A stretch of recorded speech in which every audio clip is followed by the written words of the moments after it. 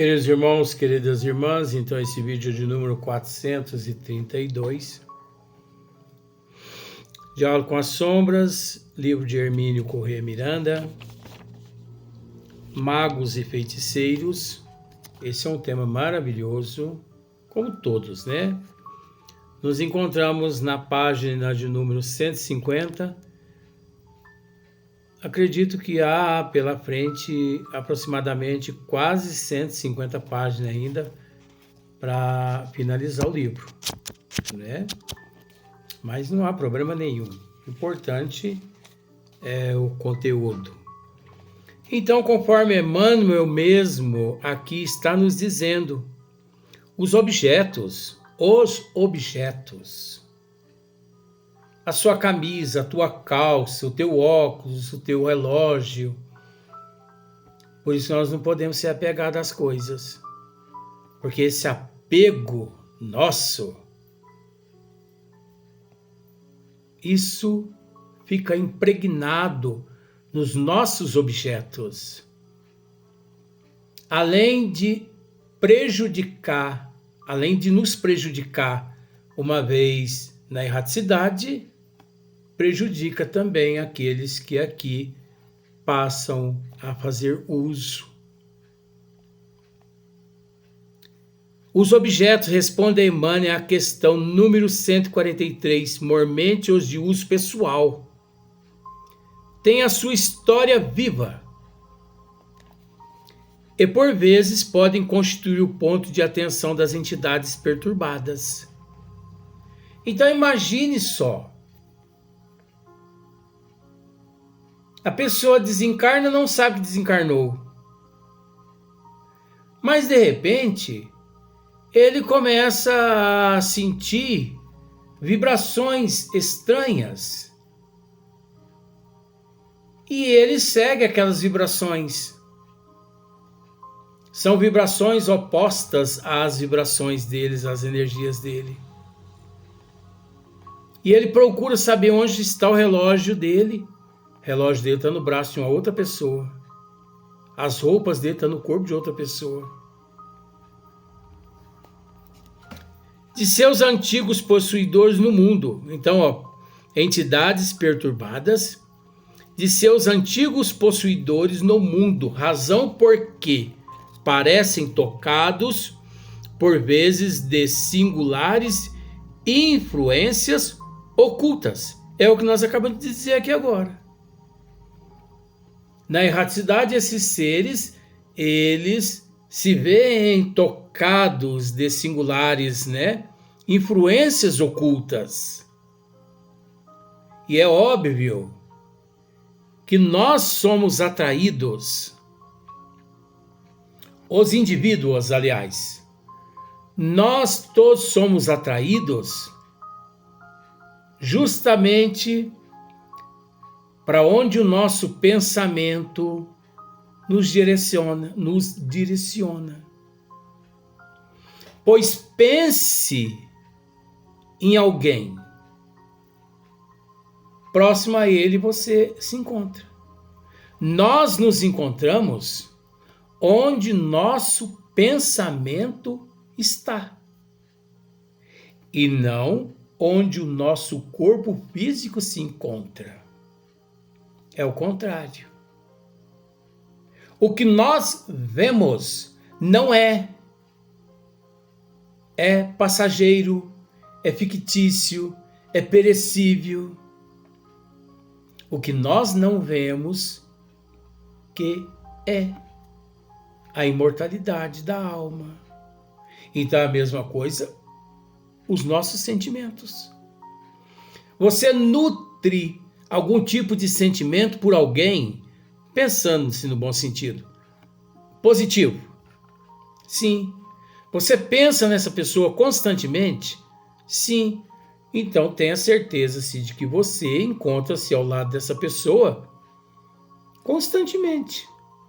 Você não precisa estar casado com essa pessoa,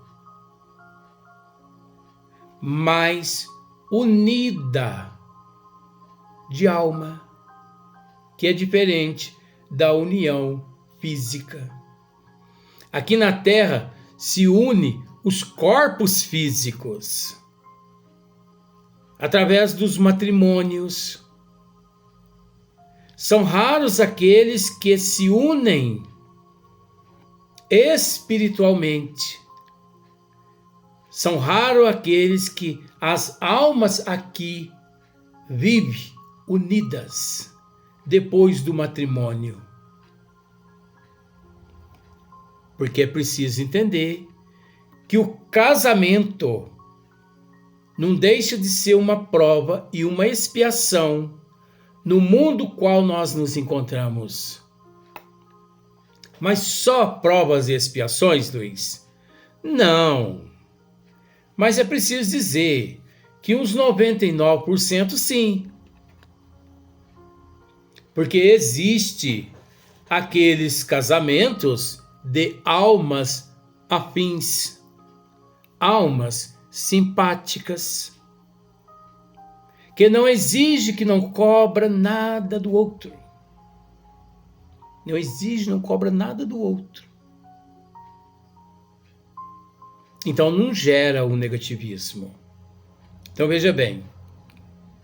Singulares influências ocultas. Porém, nosso esforço, Emmanuel dizendo que o esforço da espiritualidade deve ser o da libertação espiritual. Por isso que nós dissemos nos vídeos anteriores, no dia anterior, nós respeitamos a astrologia, porque é verídica, é verídico tudo que eles dizem, porque existe sim, de fato, o magnetismo, a radiação, a irradiação, como existe a expansão, existe o expandimento, não sei se é assim que pronuncia essa frase, mas expande as moléculas do pensamento, do sentimento. Então, mas é preciso entender que essa expansão, essa radiação, essa irradiação, ela é necessária àqueles espíritos que ainda necessitam dessas energias, mas nunca se esquecendo que o Evangelho segundo o Espiritismo é o recurso, é a meta a ser alcançada. O Evangelho segundo o Espiritismo, o Evangelho de Jesus.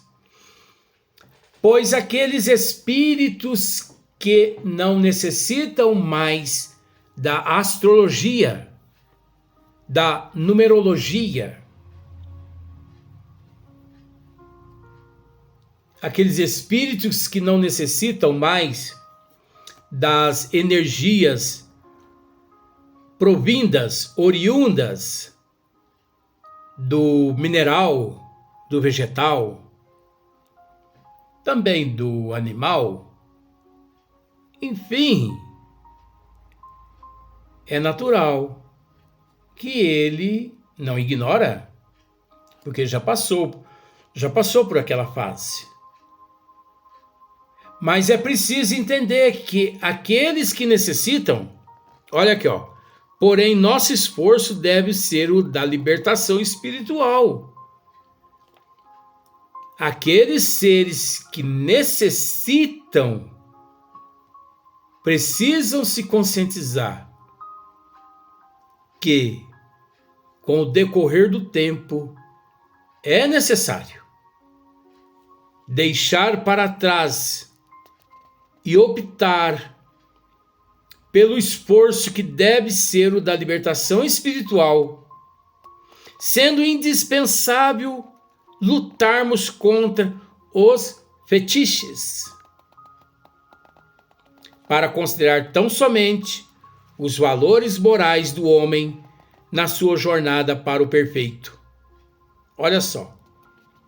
Para considerar tão somente os valores morais do homem na sua jornada para o perfeito. Então, nós não vamos querer evoluir apegados na astrologia, no misticismo, no esoterismo, no exótico. Não, vamos deixar isso de lado. É necessário até certo ponto. Até certo ponto. É a mesma coisa.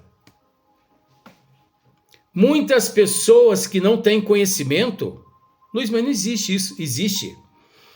Muitas pessoas ainda pensam assim por falta de conhecimento.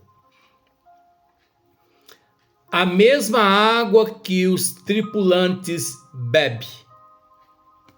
usam, né, para beber, nos transatlânticos. É a mesma água do oceano? Não. É lógico que não. Porque a água que os tripulantes bebem, a tripulação, todos ali fazem uso, né, para o seu consumo, é água mineral, é água potável. Enquanto a água do oceano, ela é salobra. Se a pessoa toma meio litro da água do mar, ele corre o risco de sofrer uma parada cardíaca, de uma alteração na pressão arterial e por aí em diante, porque a água é salobra. Mas é interessante uma coisa. Por mais que a pessoa viaja nos transatlânticos, quando ele aporta, a pessoa desce louca para tomar uma água fresquinha numa fonte, mesmo ele tendo feito uso de água potável, de água mineral, dentro do transatlântico. É psicologia, é raciocínio, é bom senso.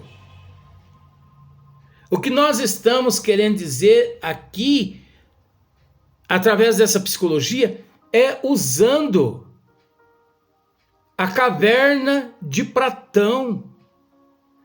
Quantos milhões de pessoas na Terra ainda se encontram presas dentro da caverna de Platão? Dentro de casa. Mas não é a casa física. Não é a casa quatro paredes. É a casa psíquica. É a casa psíquica. É essa região na alma, ali hibernada, igual um urso na caverna, ou igual uma lesma no seu caracol. Presas na ignorância, no orgulho, no egoísmo, na inveja, no ciúme, na arrogância. Presas na fantasia e na ilusão. Essa é a caverna de Platão. Se você desconhece a história da caverna de Platão, digita no Google. Porque eu costumo dizer que o Google é o pai dos burros, a começar-se por mim. Então digita lá, a caverna de Platão. Digita lá para você ver. Leia, raciocine, para você ver a respeito dessa mensagem. Então, já passou da hora de nós deixarmos a caverna de Platão. O comodismo não nos deixa sair. O comodismo, ele cria-nos obstáculos. Um deles é o desculpismo, o medo, o receio de não enfrentar a realidade. Aí você pode me dizer, mas tem a ver o que com o que você está dizendo com esse magnetismo? Tem tudo.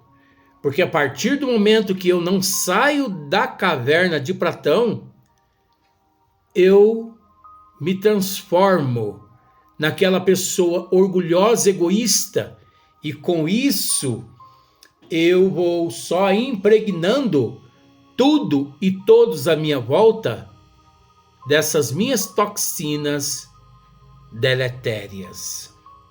Vejamos bem. O assunto mereceu também observações, ainda que sumárias, de André Luiz em Evolução em Dois Mundos. Livro que talvez ainda levemos meio século para desdobrar em todas as suas implicações, diz o autor espiritual, que, a certo ponto da história evolutiva, olha só, a certo ponto da história evolutiva, André Luiz dizendo, iniciou-se o correio entre o plano físico e o plano extrafísico.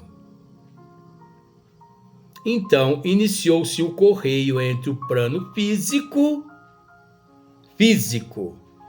e o plano extrafísico, mas porque a ignorância embotasse ainda a mente humana, os médiuns primitivos nada mais puderam realizar que a fascinação recíproca ou magia elementar, em que os desencarnados, igualmente inferiores, eram aproveitados por via magnéticas na execução de atividades materiolas, sem qualquer alicerce na sublimação pessoal. E prossegue. Apareceu então a goecia, ou magia negra, a qual as inteligências superiores opuseram à religião por magia divina, acentuando-se a formação da mitologia em todos os setores da vida tribal. Vejamos bem. O ser humano, ele sempre procurou, visando benefícios próprios, ele sempre procurou se beneficiar de alguém, de algo, através do seu egoísmo, do seu orgulho, da sua inveja. Da mesma forma, esses espíritos todos que atuam nestas áreas da magia, da feitiçaria, é preciso que todos nós entendamos. 100% desses espíritos são todos espíritos primitivos, espíritos inferiores, espíritos desqualificados torturados, escravizados pelo ser humano. O ser humano escravizam esses espíritos como se escravizam aqui na terra o equino.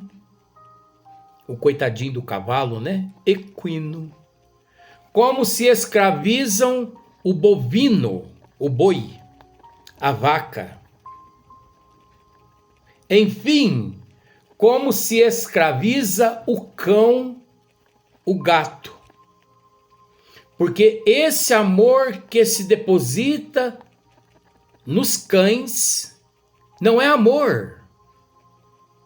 Esse amor que se deposita nos gatos não é amor. Esse amor que se deposita, que o ser humano deposita nas iguanas, nos répteis, não é amor, é fuga. É fuga, é desculpa, é a não coragem de assumir a responsabilidade. Por isso, depositam nesse, depositam naquele, escravizando-os ao seu bel prazer. Porque é preciso entender que o bovino não fala, o equino muito menos, a iguana, os répteis, os gatos, os cães. Então são escravos dos humanos, daquilo que eles acham que é amor. Mas não é amor. É escravização, é desculpismo, é uma fuga do dever a ser cumprido. Como não tem coragem de abraçar o compromisso, a responsabilidade, vem o medo, a expectativa, o receio, então optam por aqueles irracionais. E ali depositam todos os desejos e prazeres. Pois bem, assim também, desde o princípio, ocorreu. Assim que aconteceu e que em 2024 ainda acontece. Quantos milhões de casas de Umbanda, quantos milhares de médiuns aparecem nos programas de televisão, no YouTube e em outras grades de divulgação, recebendo espírito Exu, tranca-rua, Exu 7 facada. Ora, gente, é preciso raciocinar. Esses espíritos são todos escravizados pelos médiuns.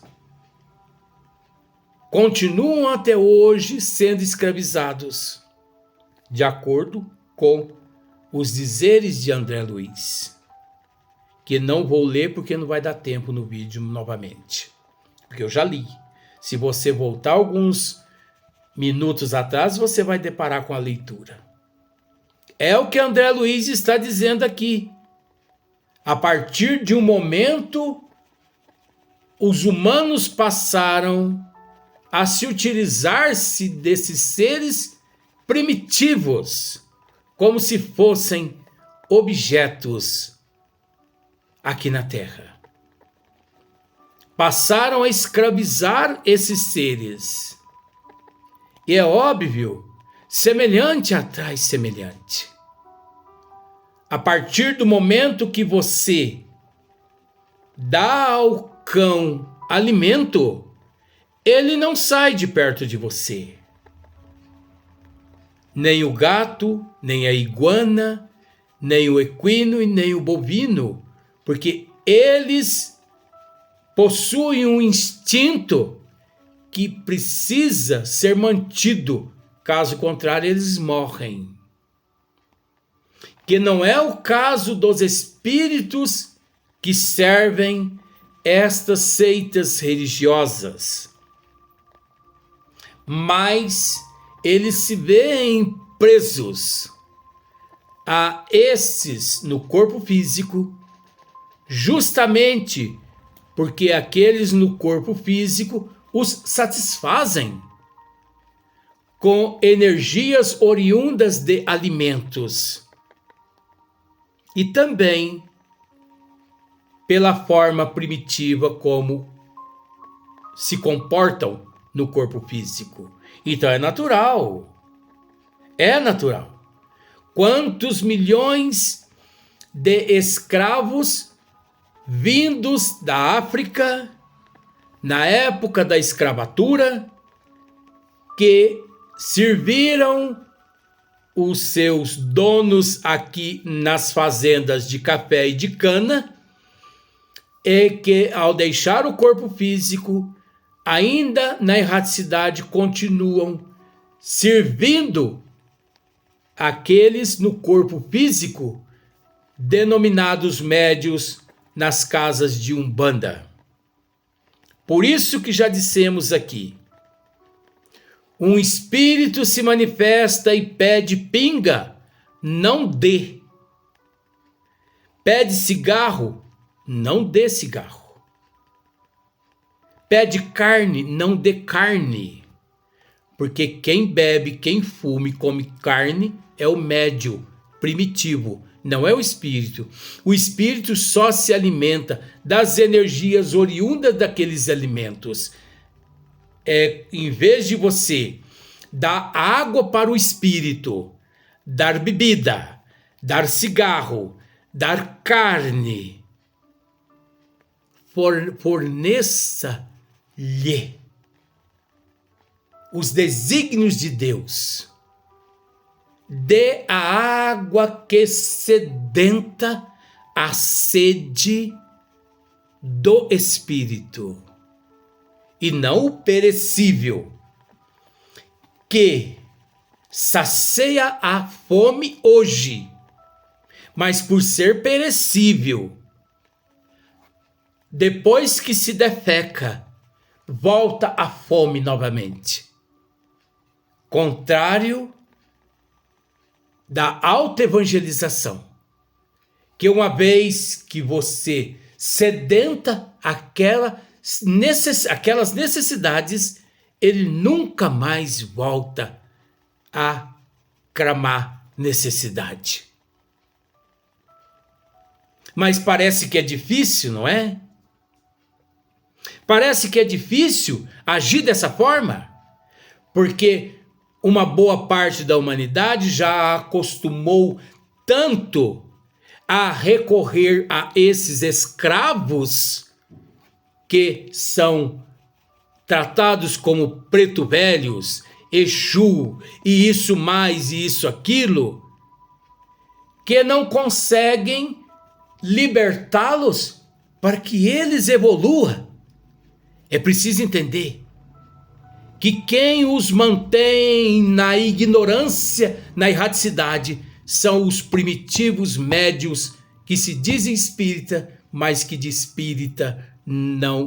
espiritismo não tem nada aqui no corpo físico.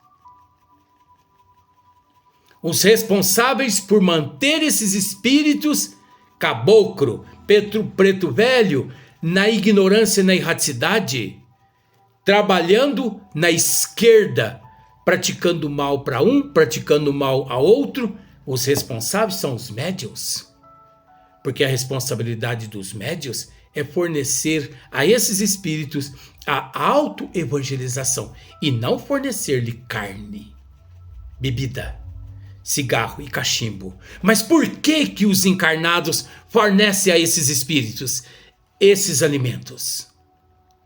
Porque são encarnados insatisfeitos, que não aceitam com dignidade, com aceitação, com resignação, com paciência e com amor, enfrentar e passar por aquilo que eles mesmos praticaram em existências passadas. Agora, escravizam os pretos velhos, que precisam se evoluir, escravizam-os para que esses espíritos primitivos os auxiliem a sair das emboscadas as quais eles mesmos causaram.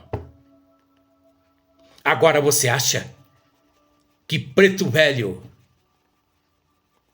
caboclo disso, caboclo daquilo, tem moral suficiente, capaz de tirar o indivíduo da lama que ele mesmo fez, das emboscadas que ele mesmo praticou?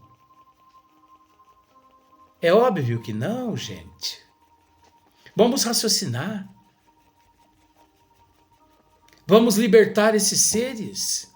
Falando mal de preto velho, de caboclo, de Exu. Não!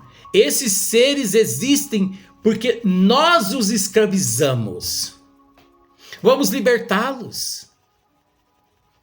Porque já passou da hora desses seres evoluir. Como já dissemos várias vezes aqui, quem mantém as regiões umbralinas ativas?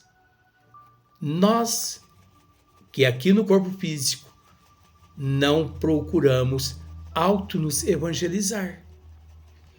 Nós quem mantemos as regiões umbralinas. Nós quem sustentamos as regiões umbralinas. Nos evangelizemos para ver onde vai parar as regiões umbralinas. Elas acabam. Você acha que em Marte, Saturno e Júpiter existe regiões umbralinas por lá? Não, gente.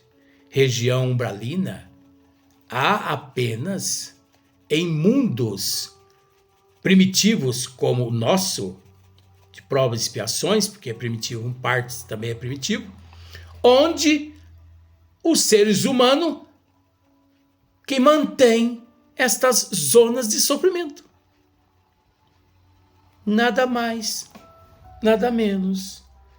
Então, até o próximo dia. Até o próximo vídeo.